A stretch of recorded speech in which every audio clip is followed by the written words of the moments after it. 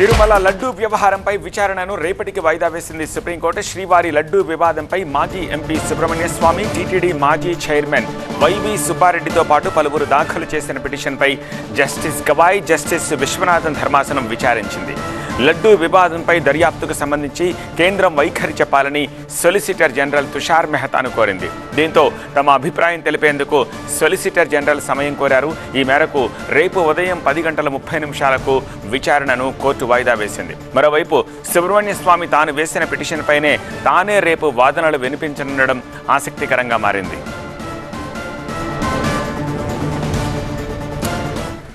మరింత సమాచారం మా అసోసియేట్ ఎడిటర్ ఢిల్లీ నుంచి మహాత్మా అందిస్తారు. మహాత్మా, ఇవాల్టి వాదనల సారాంశం ఏమిటి? ఎంతసేపు వాదనలు నడిచాయి? ఏం ఆర్గ్యుమెంట్స్ జరిగాయి? రేపటి వాయిదా కేవలం కేంద్రం వైఖరి కోసమేనా? రేపు ఫైనల్ డెసిషన్ వచ్చే అవకాశం ఉందా? ఈరోజైతే ఎటువంటి వాదనలు జరగలేదు. కేవలం సోలిసిటర్ జనరల్ ఆ సమయానికి అపియర్ అయ్యారు. 3:30కి అపియర్ అయ్యి కేంద్ర ప్రభుత్వ వైఖరి తెలుసుకోవడానికి తనకు కొంత సమయం కావాలి, రేపు ఉదయానికి వాయిదా వేయాలని చెప్పి మాత్రమే అడిగారు. దాంతో ధర్మాసనం కూడా రేపు ఉదయం 10:30 కేసు వాయిదా వేస్తున్నట్లుగా ప్రకటించింది. అంతకు మించి ఇవాల్టి కోర్టులో ఏ వైపు నుంచి ఎటువంటి ఆర్గ్యుమెంట్స్ జరగలేదు. ఇక రేపు ఉదయం 10:30కు జరిగే ఆర్గ్యుమెంట్స్లోనే ఇటు పిటిషనర్ల తరపున ఈ కేసులో పిటిషనర్లుగా బీజేపీ నేత సుబ్రహ్మణ్య స్వామి, వైఎస్ఆర్సీపీ రాజ్యసభ సభ్యులు వైవి సుబ్బారెడ్డి, అలాగే ఒక టీవీ ఛానల్ ఎడిటర్గా ఉన్న సురేష్ ఖండేరావు చౌహాన్కే, ఒక రచయిత విక్రమ్ సంపత్, ఈ నలుగురు ప్రస్తుతం పిటిషనర్లుగా ఉన్నారు. వీరితో పాటు ప్రజాశాంతి పార్టీ అధ్యక్షులు కేఏ పాల్ కూడా ఒక పిటిషన్ని దాఖలు చేశారు. దాన్ని ఇదే పిటిషన్లకు జత చేసే అవకాశం కూడా కనిపిస్తూ ఉంది. ఎందుకంటే వీళ్ళంతా కూడా ఈ లడ్డూ కల్తీ వ్యవహారం మీదనే ప్రధానంగా పిటిషన్లను దాఖలు చేశారు. అందరూ ప్రతివాదులుగా ఆంధ్రప్రదేశ్ రాష్ట్ర ప్రభుత్వాన్ని, తిరుమల తిరుపతి దేవస్థానాన్ని ప్రతివాదులుగా చేర్చారు. మరికొందరైతే కేంద్ర ప్రభుత్వాన్ని కూడా ప్రతివాదులుగా చేర్చి ఈ మొత్తం వ్యవహారం మీద ఒక నిష్పాక్షికమైన విచారణ జరిపేలాగా చూడాలంటూ వారంతా కోరుతున్నారు. కొంతమంది పిటిషనర్లు సిట్టింగ్ జడ్జి పర్యవేక్షణలో సుప్రీంకోర్టు మానిటర్డ్ విచారణ జరపాలి, ఆ విచారణ కమిటీలో నిపుణులు ఉండాలి, సబ్జెక్ట్ ఎక్స్పర్ట్స్ ఉండాలి అంటూ కొంతమంది కోరుతున్నారు. కేఏ పాల్ వంటి వారైతే దీని మీద కేంద్ర దర్యాప్తు సంస్థ సిబిఐ తోటే దర్యాప్తు జరిపించాలి, లేదు అంటే ఇంకెవరైనా ఇన్ఫ్లుయెన్స్ అయ్యే అవకాశం ఉంటుంది. ఒకవేళ సిట్ తోటే దర్యాప్తు జరిపిస్తే సిట్ ఖచ్చితంగా సీఎం ఏం చెప్తారో, సీఎం మనసులో ఏముందో దానికి తగ్గట్టే దర్యాప్తు చేస్తుంది తప్ప నిష్పాక్షికంగా దర్యాప్తు చేసే అవకాశం ఉండదు. అదే సిబిఐ అయితే చాలా పెద్ద ఆర్గనైజేషన్ అది, అందులో అందరినీ ఇన్ఫ్లుయెన్స్ చేయడం అన్నది సాధ్యపడదు. కాబట్టి సిబిఐ విచారణ కోరుతున్నాను.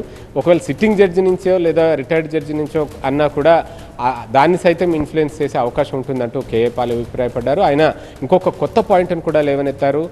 ఈ మొత్తం వ్యవహారానికి ఒక పరిష్కారం లభించాలి అని అంటే తిరుమల తిరుపతి దేవస్థానాన్ని కేంద్ర పాలిత ప్రాంతంగా మార్చాలి అంటూ ఆయన చెప్పుకుంటూ వస్తున్నారు. దానికి ఒక ఉదాహరణ కూడా చెప్పారు. కేవలం 740 మంది మాత్రమే ఉన్న ఒక చిన్న సిటీ అంటే రోమ్లో అంతర్భాగంగా ఉన్న వాటికన్ని ఒక ప్రత్యేక దేశంగా గుర్తిస్తున్నాం. ఎందుకంటే దానికి ఉన్న పవిత్రతను దృష్టిలో పెట్టుకుని, అలాంటప్పుడు కోట్లాది మంది భక్తులు రోజు వచ్చిపోయే ఈ తిరుమల తిరుపతి దేవస్థానాన్ని ఒక రాష్ట్ర పరిధిలో పెట్టకుండా కేంద్రపాలిత ప్రాంతం చేయడం ద్వారానే ఈ రాష్ట్ర ప్రభుత్వాల జోక్యాలు, రాజకీయాలు, ఈ వివాదాలు లేకుండా పోతాయన్నది ఆయన చేస్తున్న సూచన. ఇలా ఒక్కొక్క పిటిషనర్ ఒక్కొక్క అభ్యర్థన, ఒక్కొక్క సూచనతోటి సుప్రీంకోర్టును ఆశ్రయించారు. కాకపోతే ఇవాళ ఎటువంటి వాదనలు జరగలేదు. రేపు పిటిషనర్ల తరపున వాదనలు వినిపించే అవకాశం ఉంది. అందులో సుబ్రహ్మణ్య స్వామి పార్టీ ఇన్ పర్సన్, అంటే తన కేసును తానే వాదించుకుంటానంటూ ఆయన ఈ పిటిషన్ని దాఖలు చేశారు. కాబట్టి ఆయనే స్వయంగా వాదనలు వినిపించే అవకాశం ఉంది. ఆయన గతంలోనూ సుప్రీంకోర్టులో దేవాలయాలకు సంబంధించిన పిటిషన్లు దాఖలు చేశారు. ఆ సందర్భంగా ఆలయాల మీద ప్రభుత్వాల పెత్తనం ఉండద్దు, అవి ఇండిపెండెంట్గా పనిచేయాలి. కాబట్టి ఏ మతా సంస్థ, చర్చ్ కానీ, గురుద్వారా కానీ, మసీదు కానీ ఏవి ప్రభుత్వాల నియంత్రణలో వాటి పరిధిలో లేనప్పుడు కేవలం హిందూ ఆలయాలను మాత్రమే ఎందుకు ప్రభుత్వాల పరిధిలోకి పెట్టాలి, వాటి నుంచి ఆదాయాన్ని లెక్కపత్రాలన్నీ అన్ని రకాలుగా కూడా ప్రభుత్వాల ఇన్వాల్వ్మెంట్ అనేది లేకుండా చూడాలి అని ఆయన గతంలోనే ఒక పిటిషన్ దాఖలు చేశారు. కాబట్టి ఈ అంశాన్ని సైతం రేపు ఆయన ప్రస్తావించే అవకాశం ఉంది. దాంతోపాటు వైవి సుబ్బారెడ్డి తరఫున కపిల్ సిబాల్, ఇంకా మరికొంతమంది న్యాయవాదులు అపియర్ అయి ఆయన తరఫున వాదనలు వినిపించే అవకాశం ఉంది. ఇక కేఏ పాల్ది దీనికి ట్యాగ్ అయితే ఆయన కూడా పార్టీ ఇన్ పర్సన్గానే ఇందులో పిటిషన్ దాఖలు చేశారు. తన పిటిషన్కి సంబంధించి తానే వాదనలు వినిపిస్తానని. బట్ ఏదేమైనా రేపు వాదోపవాదాలు, ఆ తర్వాత ఇటు కేంద్ర ప్రభుత్వం వైపు నుంచి ఇచ్చే జవాబు ఈ అంశం మీద సిట్ దర్యాప్తు కొనసాగించాలా, లేదు అని అంటే స్వతంత్ర దర్యాప్తు సంస్థ, కేంద్ర దర్యాప్తు సంస్థలతోటి దర్యాప్తు జరిపించాలా లేదా అన్న దాని మీద కేంద్ర ప్రభుత్వం చెప్పే వైఖరిని బట్టి సుప్రీంకోర్టు ధర్మాసనం ఒక డెసిషన్ తీసుకునే అవకాశం ఉంది. రైట్ మహాత్మా. సెకండ్ న్యూస్ చూస్తే తెలంగాణలో పార్టీ ఫిరాయింపులకు పాల్పడిన ఎమ్మెల్యేల అనర్హత కేసులో కీలక పరిణామం చోటు చేసుకుంది. దానం నాగేందర్, కడియం శ్రీహరి, తెల్లం వెంకట్రావుకు హైకోర్టులో ఎదురుదెబ్బ తగిలింది. ఎమ్మెల్యేల అనర్హతపై సింగిల్ బెంచ్ తీర్పుపై స్టే ఇచ్చేందుకు డివిజన్ బెంచ్ నిరాకరించింది. సింగిల్ బెంచ్ తీర్పుపై మధ్యంతర ఉత్తర్వులు ఇవ్వలేమని అభిప్రాయపడింది. ఈ నెల 24న వాదనలు వింటామని డివిజన్ బెంచ్ పేర్కొంది. బీఆర్ఎస్ పార్టీ తరపున విజయం సాధించి అధికార కాంగ్రెస్ లోకి వెళ్లిన ఎమ్మెల్యేలపై చర్యలు తీసుకోవాలని కోరుతూ ఎమ్మెల్యే కౌశిక్ రెడ్డి సహా పలువురు వేసిన పిటిషన్ హైకోర్టు డివిజన్ బెంచ్ విచారించింది. నెల రోజుల క్రితం విచారణ సందర్భంగా అసెంబ్లీ సెక్రటరీకి, స్పీకర్కు సూచనలు చేసింది. నెల రోజుల్లో నిర్ణయం తీసుకుని షెడ్యూల్ను బెంచ్ ముందు ఉంచాలని ఆదేశించింది. లేకుంటే సుమోటోగా తామే ఓ నిర్ణయం తీసుకుంటామని స్పష్టం చేసింది. ఇక దీనిపై అభ్యంతరం వ్యక్తం చేస్తూ అసెంబ్లీ సెక్రటరీ హైకోర్టు డివిజన్ బెంచ్కు వెళ్లారు. సింగిల్ బెంచ్ ఇచ్చిన ఉత్తర్వులపై స్టే ఇవ్వాలని కోరారు. ఇప్పటికిప్పుడు మధ్యంతర ఉత్తర్వులు ఇవ్వడం కుదరదని కోర్టు చెప్పేసింది. తదుపరి వాదనలు 24న వింటామని పేర్కొంది. ఇదే అంశానికి సంబంధించి మరింత సమాచారాన్ని మా ప్రతినిధి ప్రణీత అందిస్తారు. ప్రణీత, బీఆర్ఎస్ పార్టీలోకి గెలిచి కాంగ్రెస్ పార్టీకి వెళ్ళినటువంటి ఎమ్మెల్యేలను అనర్హులుగా ప్రకటించాలని బీఆర్ఎస్ పార్టీకి సంబంధించినటువంటి ఎమ్మెల్యేలు దాఖలు చేసినటువంటి పిటిషన్ పైన ఈ సెప్టెంబర్ 9వ తారీఖున జస్టిస్ విజయసేన్ రెడ్డి ఒక ఆర్డర్ ఇచ్చారు. 4 వీక్స్ లోపు అసెంబ్లీ సెక్రటరీతో పాటు స్పీకర్ వీరికి సంబంధించినటువంటి నిర్ణయం తీసుకోవాల్సిందిగా గతంలో విజయసేన్ రెడ్డి ఒక తీర్పు ఇచ్చారు. అయితే ఆ తీర్పును సవాలు చేస్తూ 30వ తారీఖు అంటే గత 3 డేస్ క్రితం అసెంబ్లీ సెక్రటరీ చీఫ్ జస్టిస్ బెంచ్లో ఈ పిటిషన్ని అప్పీల్ చేశారు. సో అప్పీల్ చేసినటువంటి దానికి సంబంధించినటువంటి పిటిషన్ ఈరోజు విచారణకు వచ్చింది. అయితే సింగిల్ జడ్జి ఇచ్చినటువంటి పిటిషన్ పైన, సింగిల్ జడ్జి ఇచ్చినటువంటి ఆర్డర్ పైన జోక్యం చేసుకునేందుకు చీఫ్ జస్టిస్ బెంచ్ నిరాకరించింది. ఎక్కడా కూడా తాము సింగిల్ బెంచ్ ఇచ్చినటువంటి ఆర్డర్ పైన ఎక్కడ స్టే విధించలేము, ప్రజెంట్ దాన్ని అట్లాగే కొనసాగించండి, వచ్చే వాదనలను మాత్రం అక్టోబర్ 24వ తారీఖున వింటామంటూ కూడా మొత్తం అసెంబ్లీ సెక్రటరీకి చీఫ్ జస్టిస్ బెంచ్ ఇవాళ చెప్పింది. సో దీంతో మొత్తం తదుపరి విచారణను అక్టోబర్ 24కు చీఫ్ జస్టిస్ బెంచ్ వాయిదా వేసింది. దీంతో పాటు ఇప్పుడు ఎవరైతే ఎమ్మెల్యేలు ఉన్నారో ఆ ఎమ్మెల్యేలతో పాటు రాష్ట్ర ప్రభుత్వానికి సైతం హైకోర్టు నోటీసులు జారీ చేస్తూ తదుపరి విచారణను అక్టోబర్ 24కు వాయిదా వేసింది. మరోవైపు ఇదే అంశానికి సంబంధించి గత కొద్ది రోజుల క్రితం కేఏ పాల్ సైతం మరొక పిటిషన్ దాఖలు చేశారు.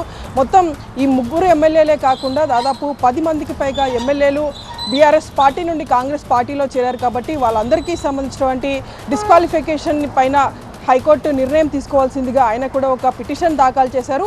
దీంతోపాటు వీరు అనుభవిస్తున్నటువంటి అసెంబ్లీ ఏదైతే వీరు ఎమ్మెల్యేలుగా పరిగణించారో ఎమ్మెల్యేలకు ఉన్నటువంటి స్టేటస్ అంతా కూడా తీసేయాలి, వీళ్ళకి వచ్చేటువంటి బెనిఫిట్స్ అన్నిటిని రద్దు చేయాలని కేఏ పాల్ గతంలోనే పిటిషన్ వేశారు. సో దానికి సంబంధించినటువంటి అంశం పైన కూడా వెకేషన్ తర్వాత హైకోర్టు నిర్ణయం తీసుకోబోతుంది. సో ఈ 2 పిటిషన్లను హైకోర్టు ఇంక్లూడ్ చేసేటువంటి అవకాశం అయితే కనిపిస్తుంది. ఈరోజు అసెంబ్లీ సెక్రటరీ దాఖలు చేసినటువంటి అపీల్ పిటిషన్ పైన మాత్రం అక్టోబర్ 24వ తారీఖున హైకోర్టు విచారణ చేపట్టనుంది. Right, thank you Praneetha. సాగర తీరమా లేక స్పాగర తీరమా? స్మార్ట్ సిటీ విశాఖలో మసాజ్ మాఫియా బరితెగిస్తోంది. మసాజ్ సెంటర్ల ముసుగులో బ్రోతల్ దందా చేస్తున్నారనే ఫిర్యాదులతో స్పెషల్ ఆపరేషన్ చేపట్టారు పోలీసులు. విశాఖ సిపి ఆదేశాలతో 71 స్పెషల్ టీమ్స్ సిటీ వ్యాప్తంగా ఉన్న సెలూన్, స్పా సెంటర్లపై ఏకకాలంలో రైడ్స్ చేశాయి. మఫ్టీలో ఉన్న కానిస్టేబుళ్లను కస్టమర్లుగా పంపించి స్పా సెంటర్లపై మెరుపు దాడులు నిర్వహించారు. పోలీసుల తనిఖీల్లో మసాజ్ సెంటర్ల గుట్టు బయటపడింది. ఇతర రాష్ట్రాల అమ్మాయిలతో అసాంఘిక కార్యకలాపాలు జరుపుతున్నట్లు గత జూలైలో నిర్వహించిన తనిఖీల్లో తేలింది. పలువురు యువతుల్ని రెస్క్యూ చేశారు పోలీసులు. ఇక లేటెస్ట్గా 83కి పైగా స్పా సెంటర్లపై రైడ్ చేశారు. వాటిలో సగం పైగా సెంటర్లు కనీస నిబంధనలు పాటించడం లేదని గుర్తించారు. సంబంధిత శాఖలకు సమాచారం ఇచ్చి నిబంధనను ఉల్లంఘించిన సెలూన్, స్పా సెంటర్లపై చర్యలు తీసుకుంటామన్నారు విశాఖ సిపి బాగ్చి.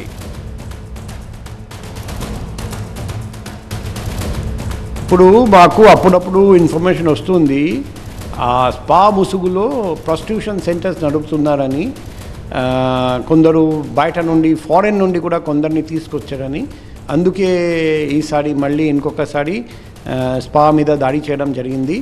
అందులో చాలా లోపాలు మేము గుర్తించాము. 2 స్పాస్కి లేబర్ సర్టిఫికేట్ లేదు, 25 స్పాస్కి ఎన్ఓసి లేదు, 10 స్పాస్కి ట్రేడ్ లైసెన్స్ లేదు.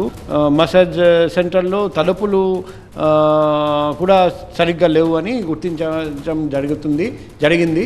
సో ఈ అన్ని స్పాస్ ఇమీడియట్గా ఇవన్నీ లూపోల్స్ గురించి స్పాస్ మీద యాక్షన్ తీసుకోవడం జరుగుతుంది.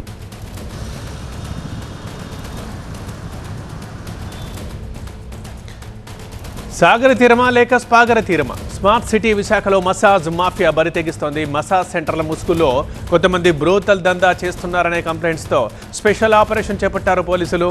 విశాఖ సిపి ఇచ్చిన ఆదేశాలతో 71 స్పెషల్ టీమ్స్ సిటీ వ్యాప్తంగా ఉన్న సెలూన్ అండ్ స్పా సెంటర్లపై ఏకకాలంలో రైడ్స్ చేశాయి. మఫ్టీలో ఉన్న కానిస్టేబుళ్లను కస్టమర్లుగా పంపించారు. స్పా సెంటర్లపై మెరుపు దాడులు చేశారు. పోలీసుల తనిఖీల్లో చాలా మసాజ్ సెంటర్ల లోగుట్టు బయటపడింది. ఇతర రాష్ట్రాల అమ్మాయిలతో అసాంఘిక కార్యకలాపాలు జరుగుతున్నట్లు గత తనిఖీల్లో తేలింది. ఇక పలువురు యువతుల్ని రెస్క్యూ చేశారు పోలీసులు. మా ప్రతినిధి ఖాజా మరింత సమాచారం అందిస్తారు. ఖాజా, విశాఖలో నిబంధనలకు విరుద్ధంగా నిర్వహిస్తున్న స్పా మసాజ్ సెంటర్లపై పోలీసులు ప్రత్యేకంగా నిఘా పెట్టారు. ఇప్పటికే తొలి విడతగా జూలైలో ఆకస్మిక తనిఖీలు చేసిన పోలీసులు మరోసారి రెండో విడతగా ఆకస్మిక తనిఖీలు నిర్వహించారు. దాదాపుగా 200 మంది సిబ్బందితో ఏకకాలంలో సోదాలు నిర్వహించారు. దాదాపుగా విశాఖ జోన్ 1, జోన్ 2 పరిధిలో 83 స్పా సెంటర్లు ఉండగా వాటిలో పోలీసులు తనిఖీకి వెళ్లే సమయానికి 31 స్పా మసాజ్ కేంద్రాలు తెరిచి ఉన్నాయి. ఇందులో దాదాపుగా చాలా వరకు కనీస నిబంధనలు పాటించడం లేదంటూ పోలీసులు గుర్తించారు. కొన్ని స్పా మసాజ్ సెంటర్లకు జిఎస్టీ లేదు, మరికొన్ని వాటికి ట్రేడ్ లైసెన్స్ లేదు, ఇంకొన్ని వాటికి సీసీ కెమెరాలు లేకుండా ఉన్నవి కొన్ని గుర్తించారు. మరోవైపు సీసీ కెమెరాలు ఉన్నా సరే దాని ఫుటేజ్, రికార్డెడ్ ఫుటేజ్ లేనట్టు మరికొన్ని స్పా మసాజ్ సెంటర్లకు గుర్తించారు. దాదాపుగా ప్రస్తుతం మనం విఐపి రోడ్లో ఉన్నాం. ఇక్కడ దాదాపుగా చాలా వరకు స్పా మసాజ్ కేంద్రాలు ఉన్నాయి. ఇక్కడతో పాటు అటువైపు ఆశ్రమేట ప్రాంతంలో కూడా చాలా వరకు మసాజ్ సెంటర్లు అలాగే స్పా కేంద్రాలు కూడా ఉన్నాయి. అయితే జనాలకు ఆకర్షించి ఇక్కడ తీసుకొచ్చిన తర్వాత అనైతిక కార్యకలాపాలకు పాల్పడుతున్నట్టు పోలీసుల ప్రాథమిక విచారణలో తేలుతున్న నేపథ్యంలోనే, అందుకు సంబంధించిన ఫిర్యాదులు అందుతున్న నేపథ్యంలోనే, గతంలో ఉన్న పరిణామాల నేపథ్యంలోనే ఆకస్మిక తనిఖీలు చేశారు. అయితే ప్రస్తుతానికి 31 స్పా మసాజ్ కేంద్రాల్లో కొన్నిటికి నిబంధనల విరుద్ధంగా ఉన్నట్టు గుర్తించారు. వాటిలో విదేశీ సిబ్బందితో పని చేయించడంతో పాటు వెస్ట్ బెంగాల్ చెందిన మరికొంతమంది సిబ్బందితో కూడా అనైతిక కార్యక్రమాలు పాల్పడడంతో ప్రాథమికంగా సమాచారం అందడంతో ఆకస్మిక సోదాలు చేశారు. అయితే కొన్నిటికి నిబంధన విరుద్ధంగా ఉన్న వాటిని గుర్తించి సంబంధిత శాఖలు అంటే జీవీఎంసీతో పాటు లేబర్ అధికారులు కూడా ప్రత్యేకంగా ఈ నివేదికను పోలీసులు సమర్పిస్తున్నారు. నిబంధనలు పాటించిన వారిపై ప్రాథమికంగా చర్యలు తీసుకోబోతున్నారు పోలీసులు. రైట్ ఖాజా. ఇక స్టాక్ మార్కెట్లు షాక్ ఇచ్చాయి. భారీ నష్టాలతో కొనసాగుతున్నాయి. మిడిల్ ఈస్ట్ లో పెరుగుతున్న ఉద్రిక్తతలు, ఇండెక్స్ డెరివేటివ్ల కొత్త రూల్స్ సహా పలు కారణాలతో సూచీలు మదుపర్లకు చుక్కలు చూపిస్తున్నాయి. మొత్తం దిగువకు పయనిస్తున్నాయి. కొన్ని గంటల్లోనే మదుపర్లు దాదాపు 11 లక్షల కోట్లు నష్టపోయారు. ఇటు ఇరాన్, ఇజ్రాయెల్ మధ్య నెలకొన్న ఉద్రిక్త పరిస్థితులు ఎటువైపు దారి తీస్తాయోనన్న ఆందోళన మదుపర్లను వెంటాడుతోంది. ముడి చమురు ధరలు పెరగడం కూడా ఇన్వెస్టర్ల భయానికి మరో కారణంగా తెలుస్తోంది. అలాగే F&O ట్రేడింగ్ కు సంబంధించి నిబంధనలను ఇటీవలే సెబీ కఠినతరం చేయడం కూడా మార్కెట్ నష్టాలకు మరో కారణమంటున్నారు అనలిస్టులు. చైనా ప్రభుత్వం ఇటీవలే ప్రకటించిన ఉద్దీపన చర్యలతో ఆ దేశానికి చెందిన స్టాక్స్ రాణిస్తున్నాయి. దీంతో భారత్ నుంచి పెట్టుబడులు తరలిపోతాయన్న ఆందోళనలు మార్కెట్లో నెలకొన్నాయి. మా అసోసియేట్ ఎడిటర్ సుకుమార్ మరింత సమాచారం అందిస్తారు. సుకుమార్, ఇండెక్స్ డెరివేటివ్లు కొత్త రూల్స్, అలానే ఇటు ఇజ్రాయెల్ ఇరాన్ యుద్ధం, ఈ రెండిటి వల్ల స్టాక్ మార్కెట్లు పడిపోతున్నాయి, నష్టపోతున్నాయి. మరి ఇప్పుడు ఇన్వెస్టర్ల పరిస్థితి ఏంటి? ఇన్వెస్టర్లు ఏం చేయాలి? ఎలాంటి మూవ్ తీసుకోవాలి? ఎప్పుడు స్టాక్ మార్కెట్లు కోలుకునే అవకాశం కనిపిస్తోంది? సెబీ తీసుకున్న నిర్ణయం ఏదైతే చిన్న ఇన్వెస్టర్లు ఫ్యూచర్స్ అండ్ ఆప్షన్స్లో ట్రేడ్ చేయడం వల్ల భారీ ఎత్తున నష్టపోతున్నారు అనేది సెబీ నోటీస్ చేయడం. ఇదే కాకుండా దాదాపు 100 ట్రేడ్లు కనుక ఫ్యూచర్స్ అండ్ ఆప్షన్స్లో చేస్తే 97% నష్టపోతున్నారు చిన్న చిన్న ఇన్వెస్టర్లు అని సెబీ ఈ నిర్ణయాన్ని తీసుకోవడం జరిగింది. అదే కాకుండా గతంలో మనకి గత నెల నుండి కూడా ఎక్కడ మార్కెట్స్ కరెక్షన్ లేకుండా న్యూ హైస్ టచ్ అవుతున్న టైంలో కొత్తగా మనకి ఇరాన్ అండ్ ఇజ్రాయెల్కి సంబంధించిన హీటెడ్ మనకి అంటే యుద్ధ వాతావరణం ఏదైతే ఉందో దీనివల్ల కూడా ఇన్వెస్టర్లలో ఒక కైండ్ ఆఫ్ భయం మొదలైందని అనుకోవాలి. ఎందుకంటే ఇవాళ ఉదయం మార్కెట్లు కాస్త మందకొడిగా మొదలైనప్పటికీ కూడా మధ్యాహ్నానికి భారీ ఎత్తున నష్టాలు చవిచూసిన పరిస్థితి. క్లోజింగ్లో రికవరీ రాకుండా దాదాపు 1569 పాయింట్లు సెన్సెక్స్, అదేవిధంగా 546 పాయింట్లు నిఫ్టీ కోల్పోయి మనకి ట్రేడ్ అవుతుంది. దీంట్లో ముఖ్యంగా ఇన్ఫ్రాస్ట్రక్చర్ స్టాక్స్ కావచ్చు, రియల్ ఎస్టేట్ స్టాక్స్ కావచ్చు, ఫార్మా స్టాక్స్ కావచ్చు, ఎక్కువగా మనకి విదేశాలలో వ్యాపారాలు ఉన్న సెక్టార్స్ ఏవైతే ఉన్నాయో అవన్నీ కూడా కరెక్షన్ తీసుకోవడం జరిగింది. అంటే దాదాపు 2.1% మార్కెట్లు ఇవాళ నష్టాలు చవి చూసాయి. అంటే దీనివల్ల దగ్గర 11 లక్షల కోట్ల రూపాయలు ఏవైతే స్టాక్ మార్కెట్లో పెట్టుబడులు ఉన్నాయో అవన్నీ కూడా ఆవిరైన పరిస్థితి కనిపిస్తుంది. రాబోయే 2-3 రోజులు కూడా ఈ పరిస్థితి కొనసాగే అవకాశాలు ఎందుకంటే అటు ఇరాన్ దాడి తర్వాత ఇజ్రాయెల్ వెయిట్ అండ్ వాచ్ ధోరణిలో ఉంది. అంటే ఏదైనా ఒక మెరుపు దాడి చేసే పరిస్థితి ఉందా, లేకపోతే ఇది యుద్ధం వరకు దారి తీయకుండా ఆగుతుందా అని కూడా మార్కెట్లో కన్ఫ్యూజన్ ఉంది. ఇదే కాకుండా చైనా తీసుకున్న స్టిమ్యులేటివ్ ప్యాకేజెస్ ఏవైతే ఉన్నాయో అటువైపు పెట్టుబడులకు కూడా చైనా కొద్దిగా సేఫ్ కంట్రీ. ఎందుకంటే మిడిల్ ఈస్ట్కి సంబంధించిన కనెక్షన్స్ కావచ్చు, వ్యాపారాలు కావచ్చు, ఇవన్నీ తక్కువగా ఉన్నాయి కాబట్టి అక్కడున్న కంపెనీల్లో పెట్టుబడులు పెట్టడానికి కూడా ఫారిన్ ఇన్వెస్టర్లు ఇండియన్ మార్కెట్ నుంచి ఎగ్జిట్ తీసుకుంటున్నారు. దీనివల్ల రూపాయి కూడా ఈరోజు భారీ ఎత్తున పతనమైన పరిస్థితి అగైనెస్ట్ డాలర్ మనకి చాలా స్పష్టంగా కనిపిస్తుంది. ఏదేమైనప్పటికీ కూడా రాబోయే 2-3 రోజులు మార్కెట్లకి చాలా కీలకమని మనం చూడాల్సిన పరిస్థితి ఉంటుంది. నీలిమ. ఎస్ సుకుమార్. ఇక కొండా సురేఖ వ్యాఖ్యలపై కోర్టుకెళ్లారు నాగార్జున. నాంపల్లి కోర్టులో పరువు నష్టం దావా వేశారు నాగార్జున. తన కుటుంబ పరువుకు భంగం కలిగించారని ఆ పిటిషన్లో పేర్కొన్నారు. కొండా సురేఖపై క్రిమినల్ చర్యలు తీసుకోవాలని ఆ పిటిషన్ దాఖలు చేశారు.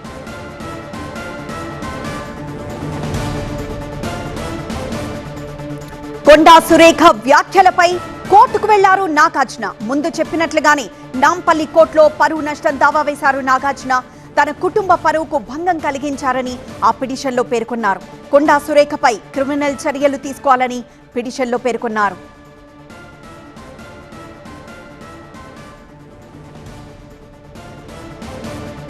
మరింత సమాచారం మా ప్రతినిధి ప్రణీత లైవ్ ద్వారా అందిస్తారు. ప్రణీత, ఇంకా పిటిషన్లో ఏ అంశాలని ప్రస్తావించారు?